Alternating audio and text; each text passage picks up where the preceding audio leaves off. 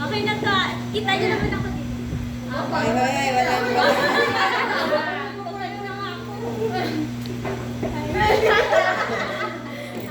Happy birthday, Ate Bless. I wish ko lang sa'yo na... Sabi ko sa'yo, iiyak ka dapat Wish ko lang sa'yo na, galingan mo sa pag-aaral mo. Pero sabi ko this month, birthday college ka na. Nag-graduate ka na.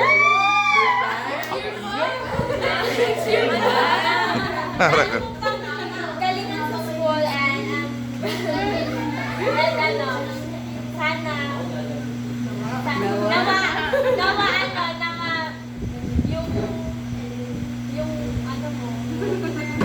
yung ugali mo.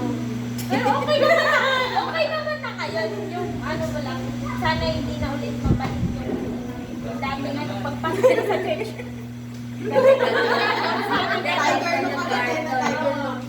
Sana gano'n yan pinakot. Lagi bang body? Pag-off ka na ulit. Nakakasama-sama ka na sa akin. And sana, nawa magdalo ka pang gamitin ni Lord sa pag-serve sa Kanya. And sabi po nga sa akin, di ba, mag-serve ako ng message sa inyo. Sinabi ko na sa'yo, basahin mo na lang yun. Happy birthday na lang. Okay na yun. Kaya, Ate Mia.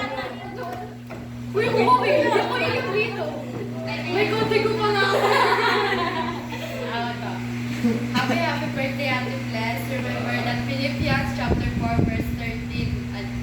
I know, alam mo na yun. Says you can do all things through Christ who strengthens you. I know na magagawa mo lahat dahil sa Kanya.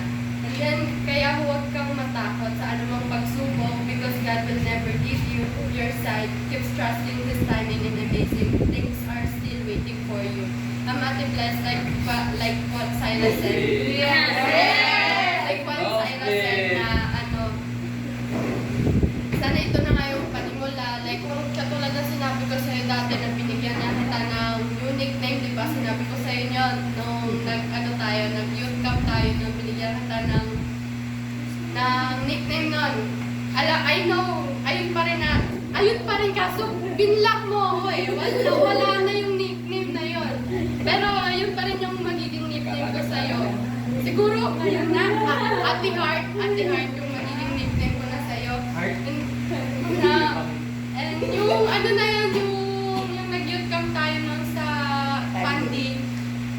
Ayun, kala ko to na yun, para bang magsisimula tayo dun ulit. Then, parang nagkaroon na naman tayo ng konting pagka-anuhan hanggang sa, like me, and then burn, like fire.